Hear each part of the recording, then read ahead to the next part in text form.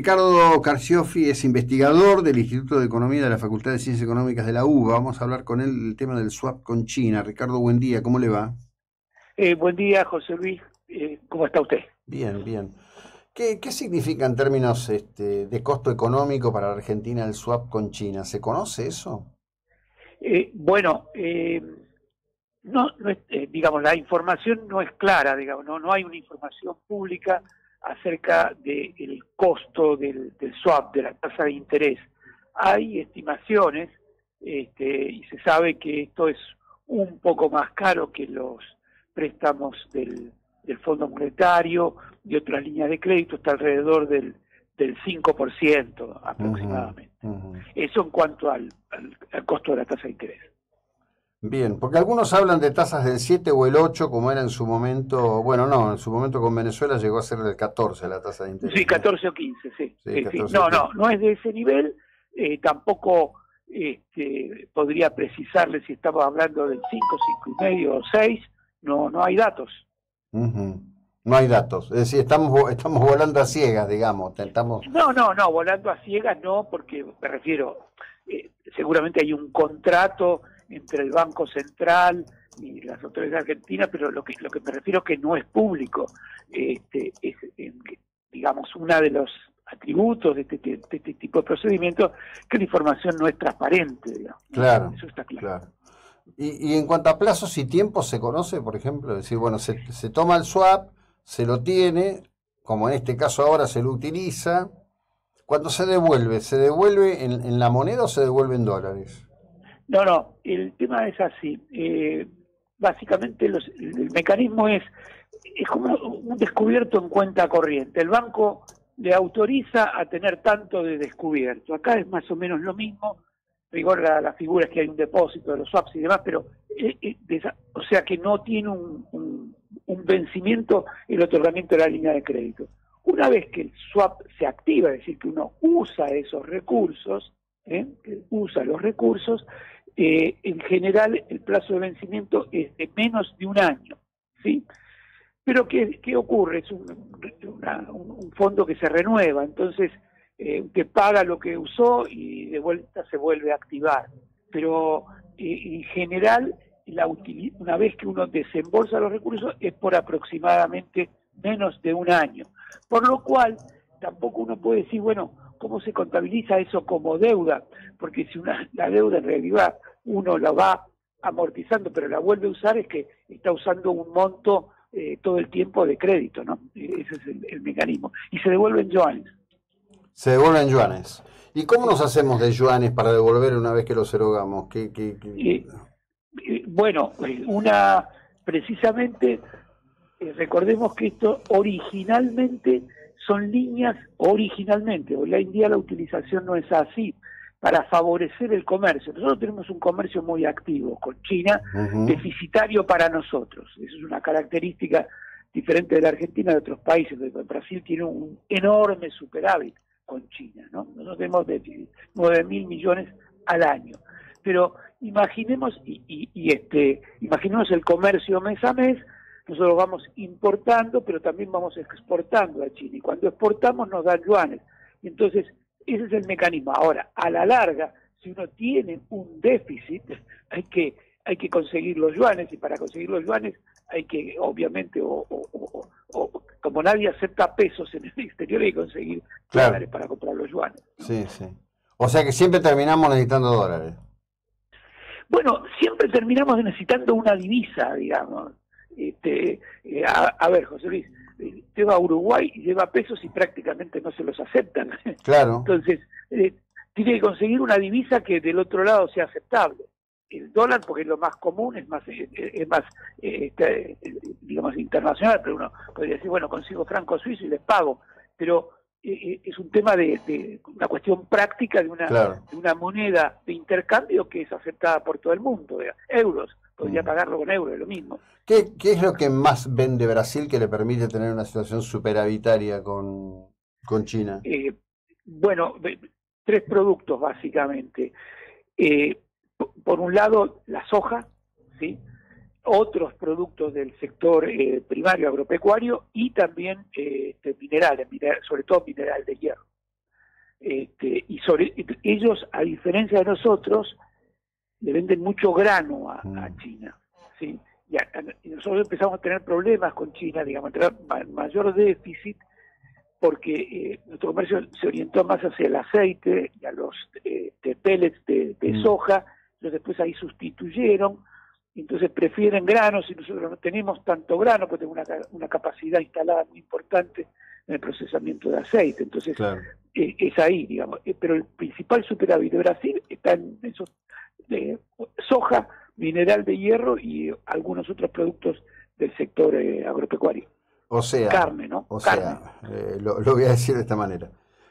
Productos primarios y productos de actividades extractivas, que en la Argentina la actividad extractiva todavía en algunos lugares es prácticamente un tabú, ¿no? El año pasado y el anteaño, la provincia de Chubut por un lado y Mendoza lo pasaron muy mal cuando quisieron poner en marcha leyes para Sí, tener actividades extractivas sí, consistentes, ¿no? sí, sí. Bueno, y Brasil también tiene sus problemas, porque bueno, lo de mineral de hierro ya no, pues ellos tienen yacimientos muy asentados y muy históricamente en explotación. Pero por ejemplo el tema de la soja, parte de esa enorme producción que tienen y aumento de producción que tienen, lo hicieron contra la deforestación, ¿no?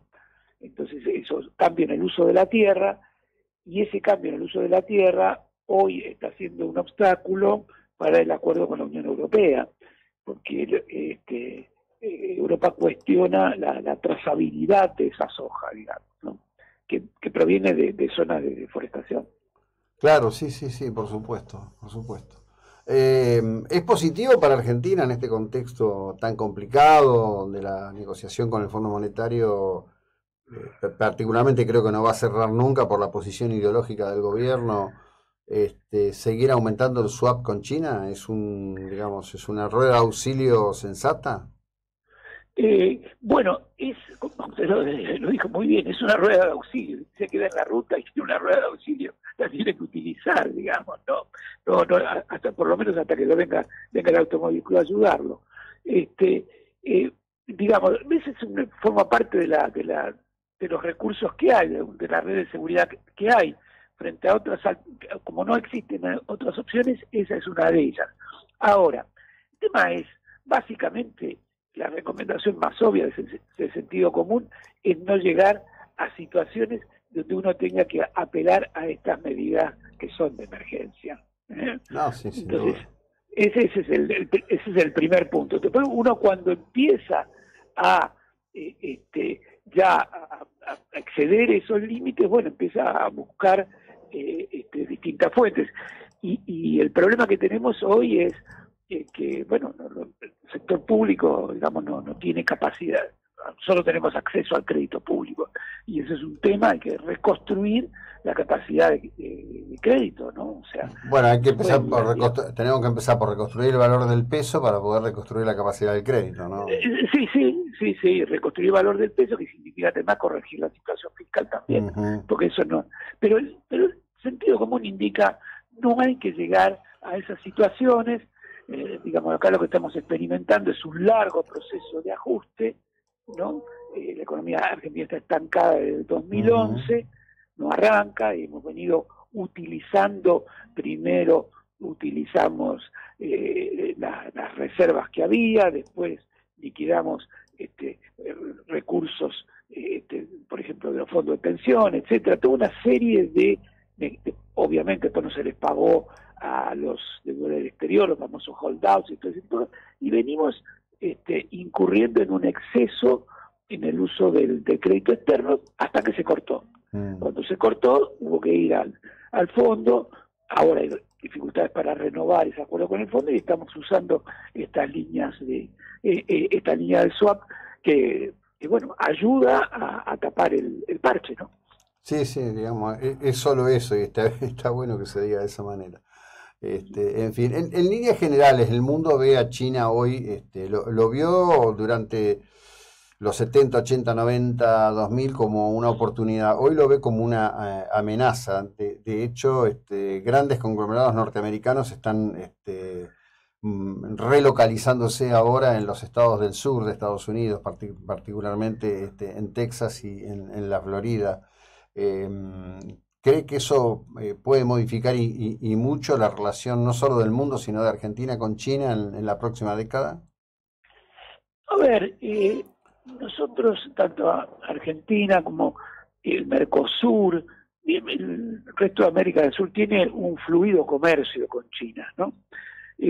Fluido, en todos los países es muy importante. Bueno, el caso que le decía yo antes, superavitario con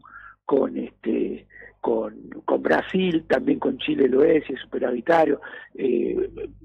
Mercosur, digamos, Uruguay, Paraguay, todos tienen fluido comercio. Además, en nuestro país, no nos olvidemos que además del comercio hay importantes inversiones, ¿no? O sea, hay inversiones chinas acá en la Argentina, en energía, en el sector agropecuario, en minería, en finanzas, hay bancos. Entonces, no es solamente comercio, es también inversiones. Digamos, nosotros lo que tenemos que tener muy en claro es los intereses que nos guían en esto, y por ahí no veo una mayor dificultad.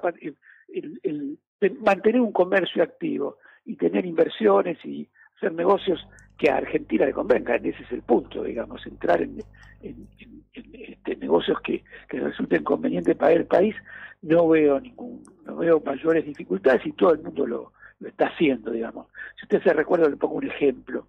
Bolsonaro, cuando asume, al principio tenía enormes prejuicios ideológicos, diría yo, porque veía estos números que yo le comento, los veía con China, quería desprenderse, terminó aceptando la realidad de los hechos que se imponen.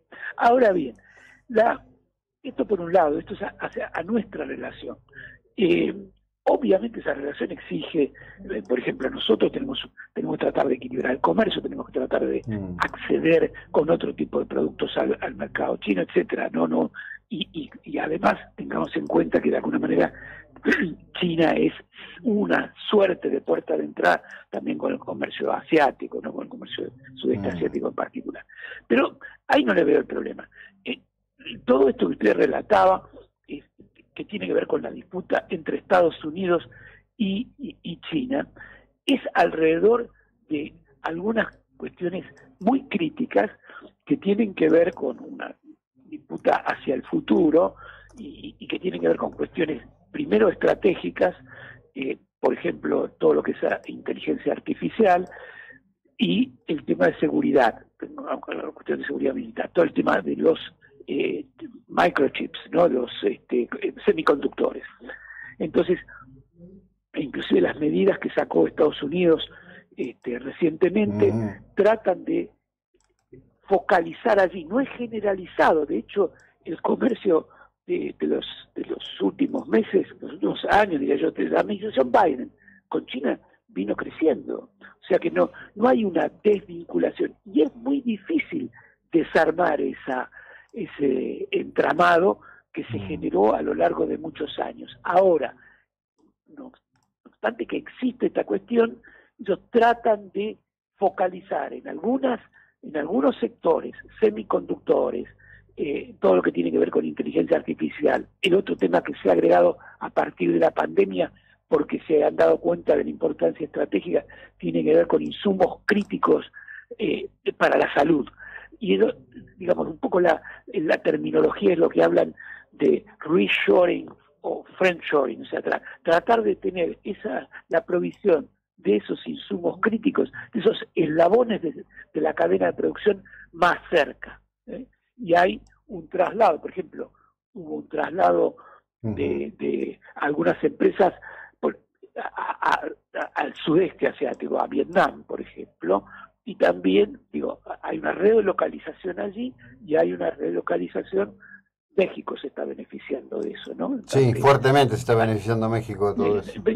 Claro, pero es un destino para el comercio con Estados Unidos. De hecho, ya el comercio en toda la zona del ALCA, digamos, México, Estados Unidos y Canadá, es muy intenso, y esto forma parte de ese fenómeno, pero hay una relocalización. Mi punto es, no es generalizado, no es todo. Hay algunas cuestiones que son muy críticas y las medidas se están focalizando allí. Ahora, uno puede preguntarse, bueno, ¿es factible hacer ese zoom, esa intervención quirúrgica, o llega a otras dimensiones? Bueno, eso habrá que verlo. Y ahí, más allá de eso, después entra la geopolítica, digamos. Por ejemplo, todo el tema de semiconductores tiene que ver con Taiwán, porque en Taiwán están localizadas digamos, los desarrollos y la producción de los semiconductores más complejos. O sea, hay toda una política de seducción de Estados Unidos para esas empresas, tratar de erradicarlas en Estados Unidos. Bueno, están haciendo un esfuerzo muy grande para llevárselo de ahí, ¿eh? Eso puede claro, ser. y esfuerzo que significan dólares, ¿no? Claro, por supuesto. Se están ofreciendo facilidades de inversión. Bien. Hay una ley que se llama Inflation el número tiene nada que ver con la realidad de lo que es la ley, que se llama la Ley de Reducción de la Inflación, que en realidad es una gran promoción para sobre todo para las dos industrias, semiconductores y todo lo que tiene que ver con los insumos de la transición energética, paneles solares. Claro. Los chinos son líderes. Ahí tenemos otro nudo neurálgico, porque la respuesta básicamente de Estados Unidos a la transición energética ha sido digamos, el redespliegue, el desarrollo de energías renovables. Por ejemplo, los europeos hacen eso, pero además le han puesto impuestos al carbono, medidas de control. Estados Unidos no aplica ningún tipo de impuestos sobre esto. Lo que está poniendo me refiero a las emisiones de carbono, y está poniendo subsidios para la transición energética, desde ya. Sí, Ricardo, muchísimas gracias, buena jornada, muy amable, muy interesante, gracias. Bueno, buenos días y que le vaya bien. Gracias, Ricardo Carciofi. A la audiencia también. Chau, chau. Por supuesto. Ricardo Carciofi, que es investigador del Instituto de Economía de la UBA. Hablamos de esto, de China, un actor central en el mundo, en nuestro lugar.